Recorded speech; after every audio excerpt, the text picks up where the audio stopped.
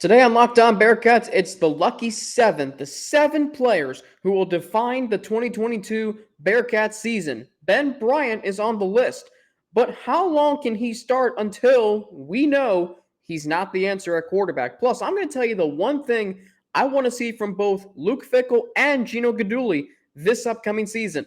All that on today's episode of Locked On Bearcats. Locked On Bearcats, your daily podcast on the Cincinnati Bearcats, part of the Locked On Podcast Network, your team every day.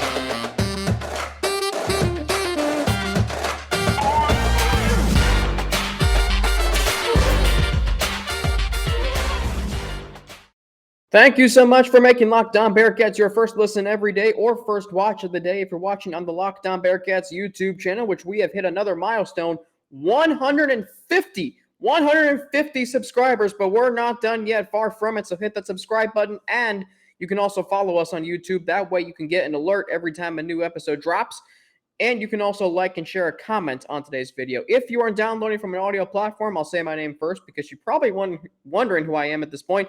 I'm Alex Frank, your host each and every day, former sports director of Bearcast Media, where I was a play-by-play announcer and weekly sports radio show host, bringing all of those experiences here to Locked On Bearcats. If you're downloading this from an audio platform, Apple Podcasts, Spotify, Stitcher, where you get your podcast, don't forget to hit that subscribe button there too.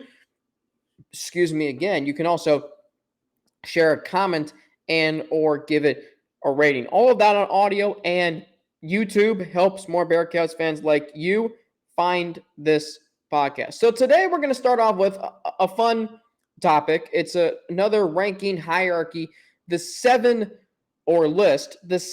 players who will define the Cincinnati Bearcats 2022 season. The 7 players on the team. It can be any player. And as my list will tell you, it literally can be any player who will define this upcoming season for Cincinnati Bearcats football. So, without further ado, here we go. We'll start at the bottom with number 7. Let the suspense build up as to who I have as the number 1 player that will define the 2022 Bearcats season. Number 7, Ryan Coe, kicker, transfer from Delaware. He's the key to improve Bearcats special teams.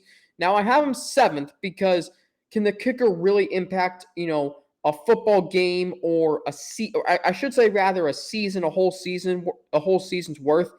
I don't really know, but then again, we saw what Evan McPherson did for the Bengals last year. I once jokingly asked if he could be the kicker for the Bearcats on Saturdays. Ryan Coe has come in. He had a great season in Delaware last year. He had a great spring game, and the special teams cannot be what it was last year. This team is simply not as talented as last year's team to overcome special teams woes. They have to be better than 9 of 19 on field goals. Number 6, Wilson Huber, linebacker, 6th-year player. He's taken on a larger role this year. He only had 13 total tackles last season, but he did have a fumble recovery in the Notre Dame game. 3 sacks last year. He will be featured on a lot more scouting reports. He's dual threat. He can rush the quarterback. He can play in coverage. But he's going to take on a much larger role this year with the departures of Myjai Sanders and Joel DeBlanco. And he is going to have to step up his game in year 6. Remember when he first came in as a tight end, they converted him then to linebacker. He's had 2 really solid seasons, mostly on special teams and kick returns. Huge fumble recovery in the Notre Dame game, as I already mentioned. But he's going to have to do it this year on defense. Number 5, Desean Pace, linebacker. One of my favorite players on this year's team. Leading returning tackler on this year's team. Brian Cook, Joel DeBlanco, and now I'm blanking on the other one. Darian Beavers, thank you. The leading returning tackler on this year's team is Desean Pace. And he's the leader by 25. Ty Van Fossen's in second with 70. Desean Pace had 95 tackles last year. Turnover maker.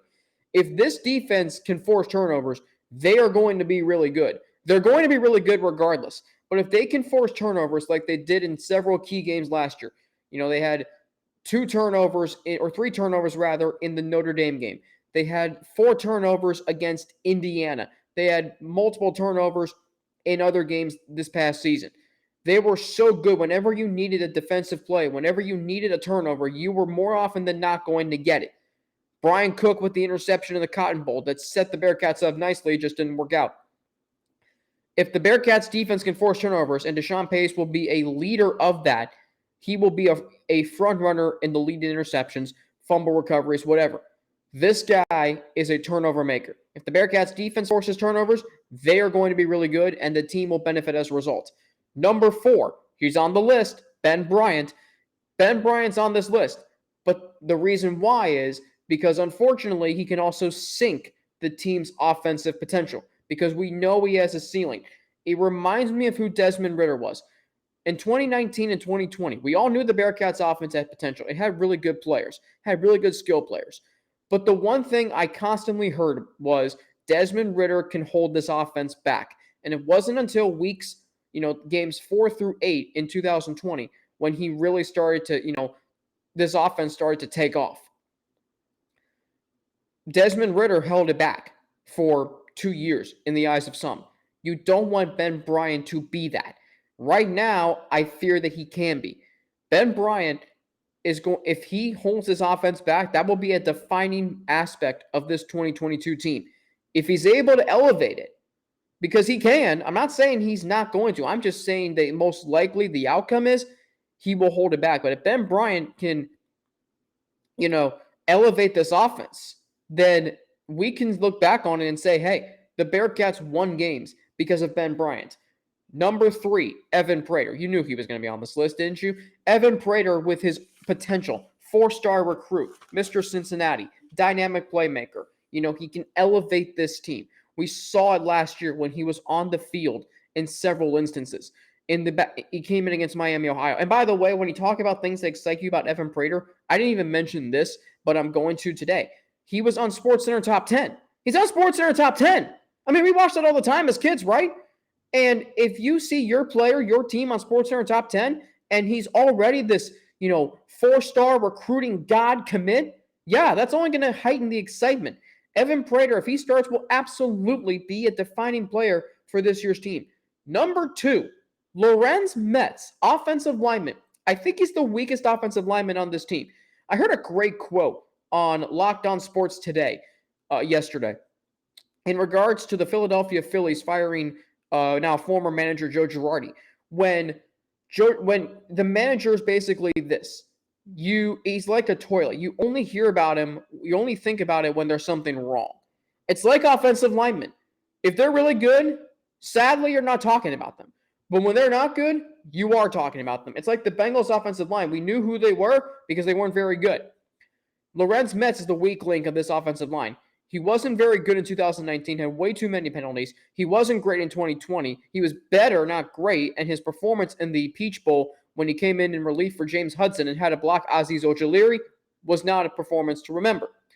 But if he's able to be really good this year, and he was better last year, except in the Cotton Bowl, if he's really good this year, this O-line is going to be an absolute stone wall and a strength of this team.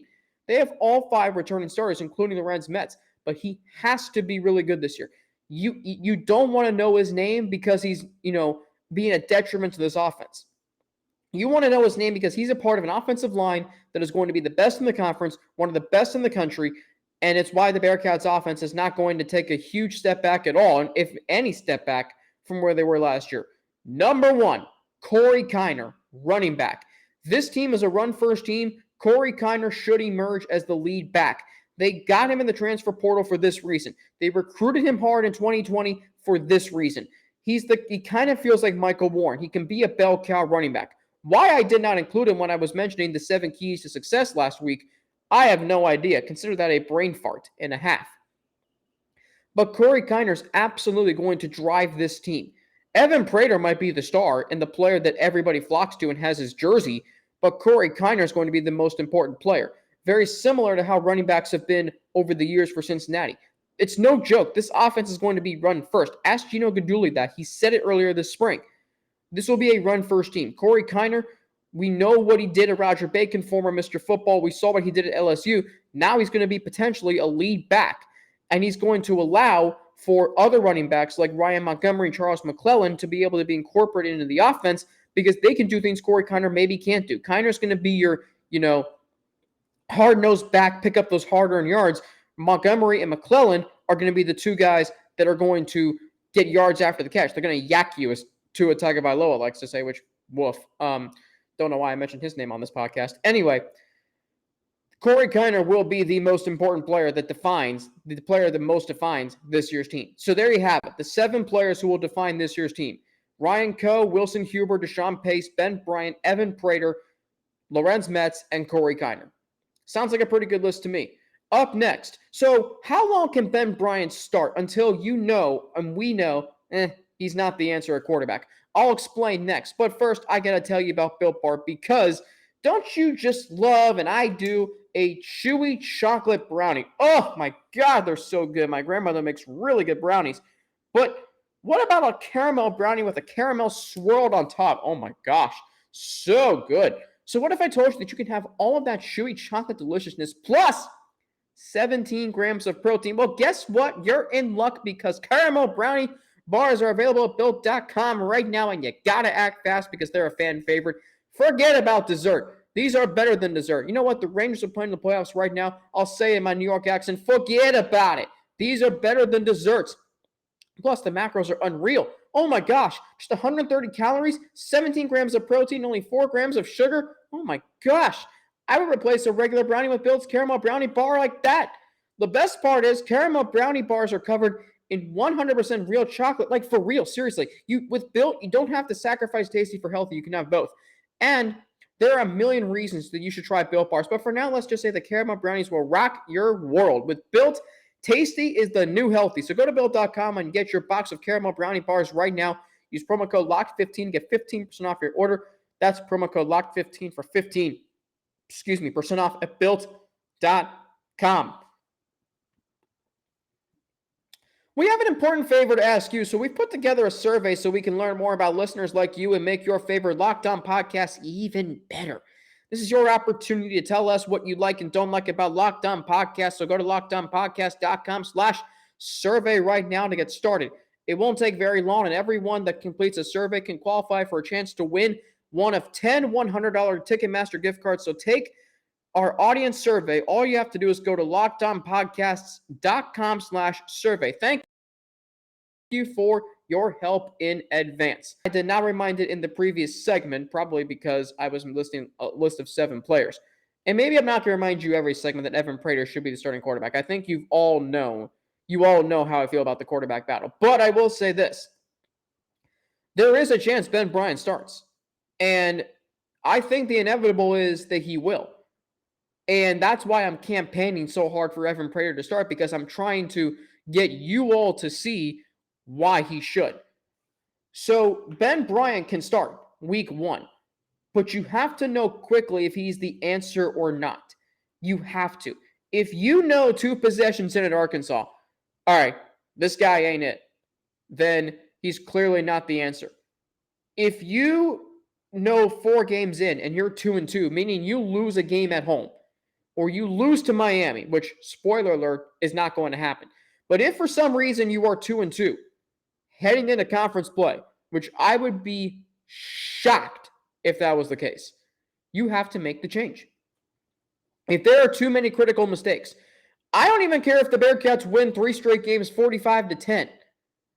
If Ben Bryant's making mistakes, if he's missing open receivers and he's throwing picks and he's, taking too many sacks, or, not being the pocket passer that we know him as, get him out of there. If this is the feeling you get if Ben Bryant starts, there's a ceiling to his game. That is why, and this quarterback battle, while it might seem simple, it's actually complicated. Because there are so many things that can happen before and after you make the decision. And my guess is you're going to see both quarterbacks. Bryant goes into Arkansas and throws for 400 yards and 4 touchdowns, which if he does, then I'll say, okay, keep this guy as the starter. See, that's the thing about me. I can be swayed with performances. I'm not going to be swayed by another man or woman's opinion, but I can be swayed by facts and evidence and seeing and performance. But right now, I'm for Evan Prater. I know what I've seen from Ben Bryant. Nothing special. But at the same time, you have to remember, he's a former 4-star recruit, and he knows this program. He knows a thing or two about playing Bearcats football. He started a game for Cincinnati at Memphis. So there is a strong chance that he is the starter based on experience. And that is no knock on Evan Prater. It's no disrespect. But you have to know in this situation if he is the answer or not. I would think sooner rather than later. I would say for sure by conference play. It's also because you have a 4-star waiting in the wings. It would be different if Evan Prater was not here and you had, let's say, a Brady Lichtenberg or a Luther Richardson. It would be much different. But because you have Evan Prater, a 4-star quarterback recruit waiting in the wings, it is very similar to Desmond Ridder. Many people, like I said on this show today, did not know if Desmond Ridder was the guy to lead the offense. They thought that he was holding them back. Everyone was clamoring for Ben Bryant to start. Everybody loved Ben Bryant. But now Ben Bryant is in Ridder's position where the grass, it turns out, wasn't so greener. I'm glad we stay with Ridder. And maybe it's a situation where you think the grass is greener with Prater. Maybe it isn't. I don't know. I think it is. But at the same time, you have to remember that he is in a very similar situation to Desmond Ridder because going into 2019, you know what you have, but you also know what you don't have. You know there's a limit and you know there's a ceiling. There's potential within this offense. Josh Wiley and Leonard Taylor, Nick Martiner, Trey Tucker, Tyler Scott, Corey Keiner, a really solid offensive line. It can go wrong, though, if the quarterback does not work out. Remember 2019, the Bearcats offense, it felt like they had all this potential. They looked so good and crisp at UCLA, but Ridder held them back because his completion percentage dipped. He threw too many interceptions. He was banged up the entire season. It felt like it took effort. It felt like it took more effort than it needed to take. And if that's the case with Ben Bryant, you have to put in Evan Prater. Now, I'm not saying Ben Bryant can eventually become who Desmond Ridder once was. It wouldn't. I mean, I would be pleasantly surprised if it did. But at the same time, you have to know early on, given the circumstances. You're trying to win as many games this season while also trying to figure out, okay, who is our quarterback going forward in the Big 12? You have to understand that. And if you go with Ben Bryant, keep in mind, the Big 12 is a lot tougher competition. Evan Prater, again, backed up Desmond Ridder on a team that went to the college football playoff. That has to mean something in the eyes of the coaching staff. It should. And if it doesn't, then they might not realize something that they should. And by the time they do, the Bearcats might be out of playoff contention and New Year's Six Bowl contention. This is a decision that has to be made right. I don't think you can go wrong. However, there are so many, there's some tricky waters to navigate here. And because of that, you can start Ben Bryant. And I won't have a problem if they do. I won't have a problem if they do. Because he could come out for his 2 possessions and Arkansas leads 75-yard touchdown drives. But if he comes out and throws a pick and 3 and out, is that not enough for you to say, okay, Evan, go out there? I think it is. I think it's very similar, and as I've mentioned this before too, to 2018. When you have Hayden Moore, who you know what you have and what you don't have, and you also have Desmond Ridder, and you have the clamoring from fans to start Ridder, it's such a close battle, but you go with the most experienced guy. It's very 2018 feel. And if Ben Bryant doesn't work out, and now if the score's 3-0 after the first quarter, fine.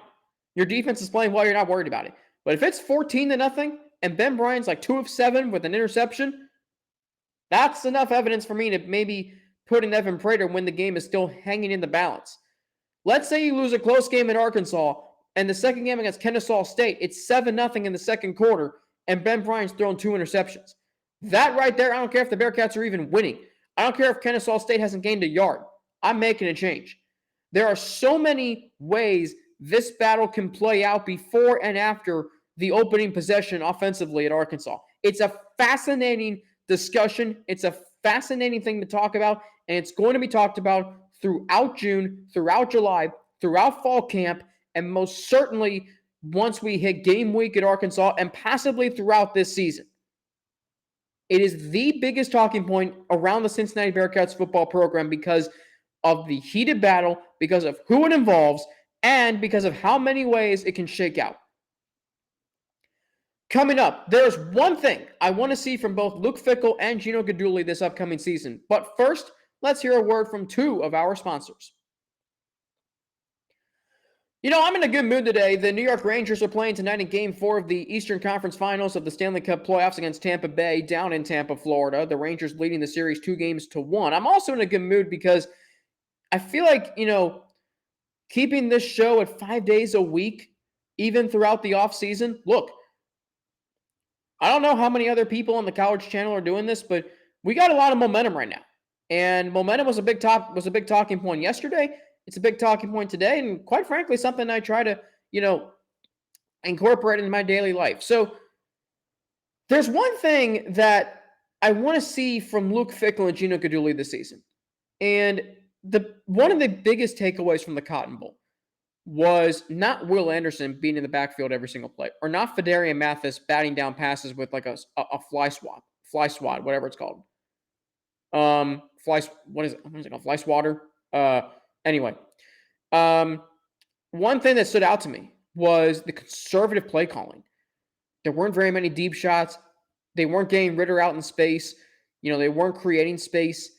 It just felt so effortful. It felt like, the offense never really got off the ground.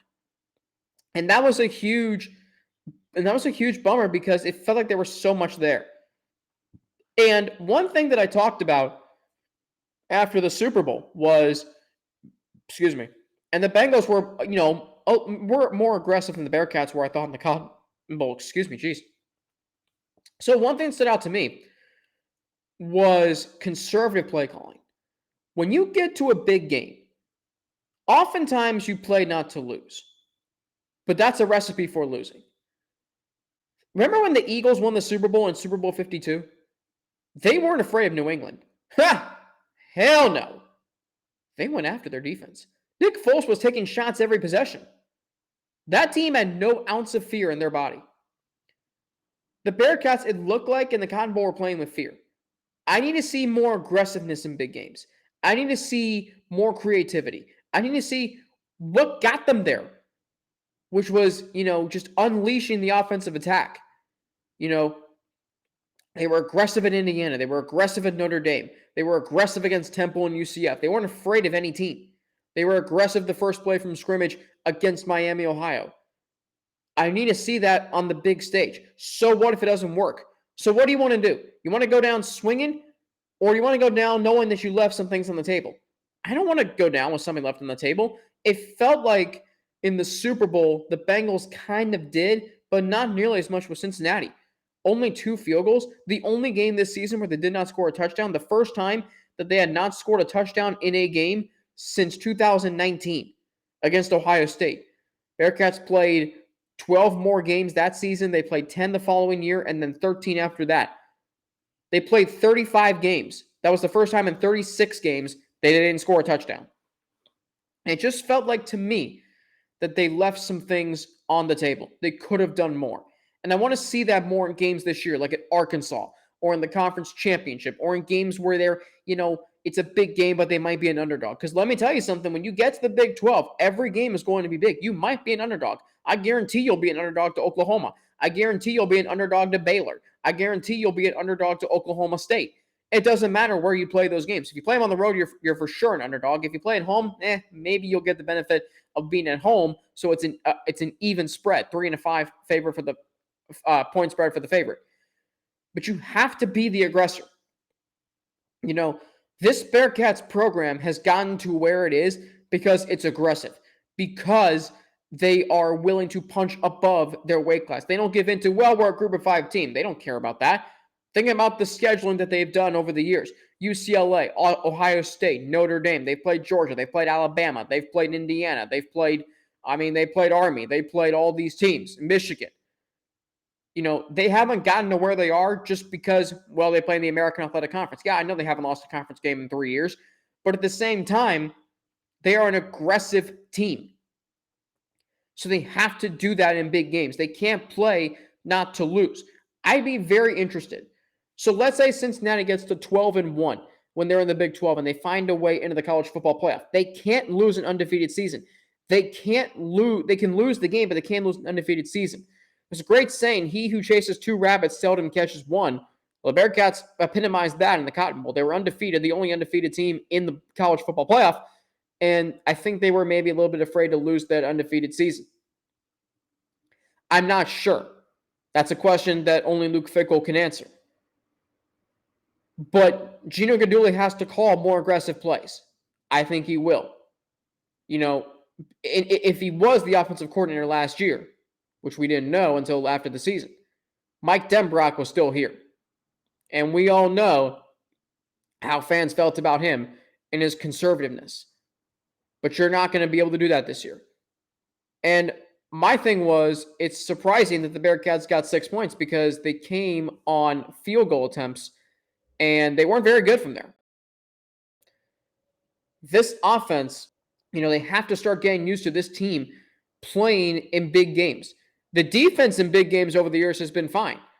UCF, they held up nicely for a while. Georgia, they were really good. Alabama, they were, you know, I thought outside of giving up 300 yards rushing, pretty solid. Bryce Young didn't set the world on fire. They were just gashed by the run game.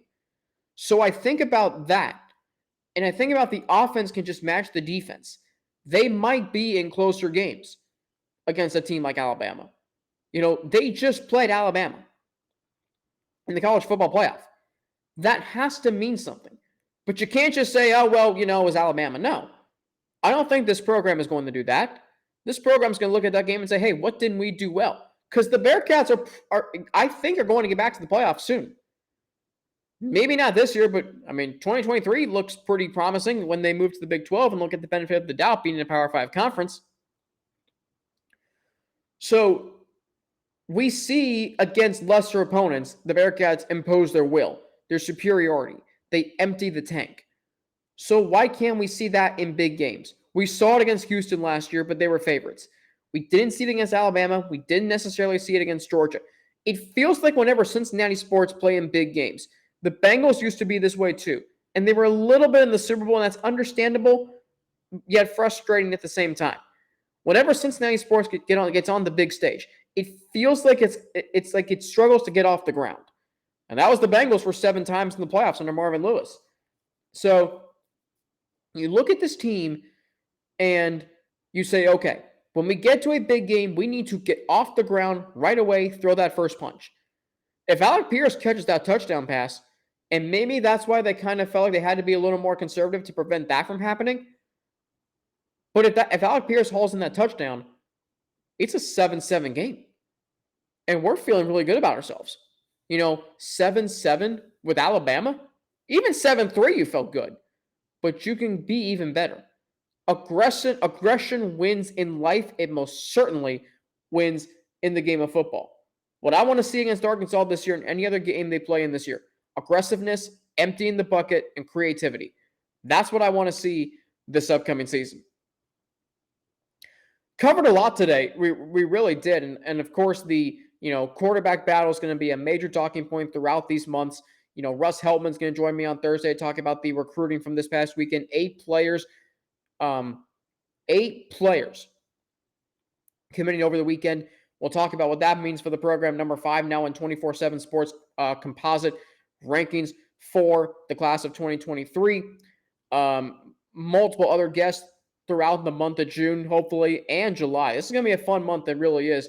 I was hoping to have John Garcia Jr. on Wednesday. I don't think he's going to be on this week. Kind of a shorter week. He's traveling.